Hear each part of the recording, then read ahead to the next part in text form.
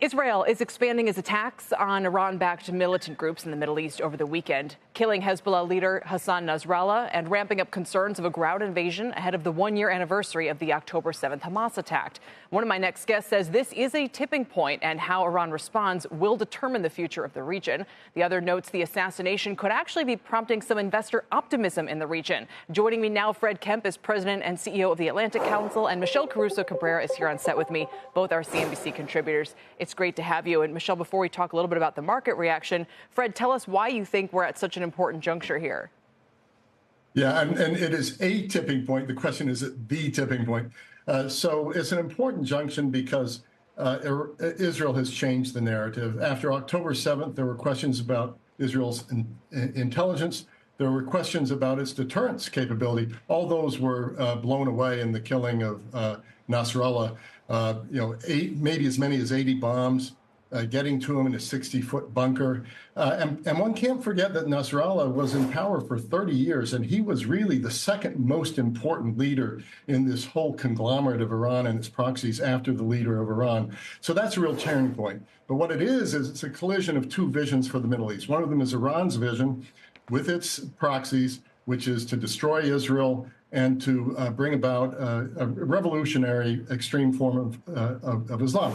The second vision is you have a stable, free market, democratic Israel, but embedded in a more moderate, modernizing Middle East, built off the Abraham Accords, where you've countered and you've contained Iran and you've degraded and disrupted its proxies. So that's what's at stake here. And can this tip the situation, and it would be a long time off, but tip the situation more into the more positive outcome? Right. And one of the architects of the Abraham Accords, Jared Kushner, noted over the weekend he thought that it does move in the direction of isolating Iran. But Michelle, I don't know what your take is on that and what you're hearing in terms of the market reaction and lack thereof. Things like oil aren't even moving. But again, Saudi had already said they were going to be pumping. But where's the attention to be directed? So there's an interesting corner of the market that's actually making a bet on the choice that Fred Kempe has so succinctly outlined, which is if you look at the way Lebanese bonds are trading today, they're very actively traded and they're trading higher. Lebanon defaulted on more than $30 billion worth of bonds back in 2020. So they trade very distressed. Last week, they were trading at like 5 3/4 cents. Wow. This morning, they're at 7 or 8 cents. Wow. In defaulted debt trading, those are huge moves. Think of it like a deeply out of the money option. But the reason that trade is happening is because of the death of Nasrallah. There is a whisker of hope that perhaps Lebanon can get its act together politically and actually get out of the economic mess that it's been created by Hezbollah's effective control. And we saw celebrations, I guess you could say, in Lebanon in the immediate aftermath of this attack, suggesting that people felt as though a problem, a boot on its neck, was going to be taken care of. But how much more has to happen before there's more clarity on whether that is going to be the ultimate outcome here? They need to do a massive debt restructuring. Remember how long Greece took. Remember, look how long Argentina took, right? These things can take a very long time. Greece this morning now trades better than France. Wow. Okay, but that took 15 years. Yeah. and French debt has been doing quite poor. That's a whole other story, especially poorly lately. The thing is, when you buy something at 7 cents and you get past due interest later on, depends on how long you have to wait, you can still make a lot of money, even if it only goes up to 30 cents on the dollar. Absolutely. Fred, a lot of international officials are cautioning Israel about this response now, but most are really just watching to see what exactly its intentions are. And how much broader do you expect this to go? You have to watch Iran here. Iran is really behind a lot of the mayhem in the region.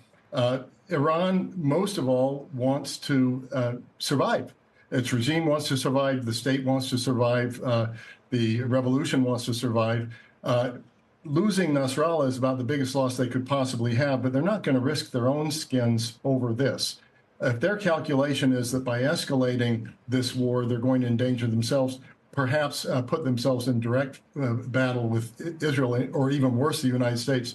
So far, they're steering away from that, and they're getting criticized by Hezbollah. They're getting criticized by Hamas and others for not doing enough for them. But there are feuding factions in Iran right now.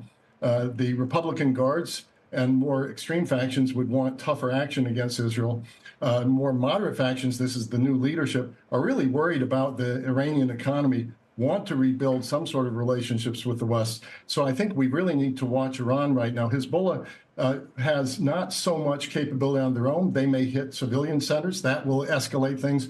But I think Tehran is the place to watch. In the same time, we talk about Iran's financial position. Michelle, Moody's downgraded Israel again over the weekend and has warned that it could be cut to junk status. And talking a lot about no matter what the outcome is at this point, the war is putting a lot of strain on their budget as well. Yeah, sovereign finances in the entire region are really going to struggle because you end up spending so much more on your defense as opposed to what you would be spending on it otherwise, and you can end up running deficits, et cetera. So, and to underline to what Fred was saying, when we see what's happening with the Lebanese trade today, it suggests that Iran is not going to be, or at least those traders think Iran is not going to be as active as Hezbollah would like, to Fred's point. And Fred, yeah, I want to go ahead. Quick last word. I wouldn't mind commenting on that because that's such an interesting point. I hadn't been following the Lebanese market, but that's so fascinating because what it says is we should step in right now. I mean, it's hard within this war, but to strengthen Lebanon's institutions, it does have state institutions, but they've been undermined and weakened by Hezbollah. This might be a chance not just for Israel, not just for others, but a chance to a very beautiful country, wonderful country with a lot of hope and a great future. This may be a time to help it.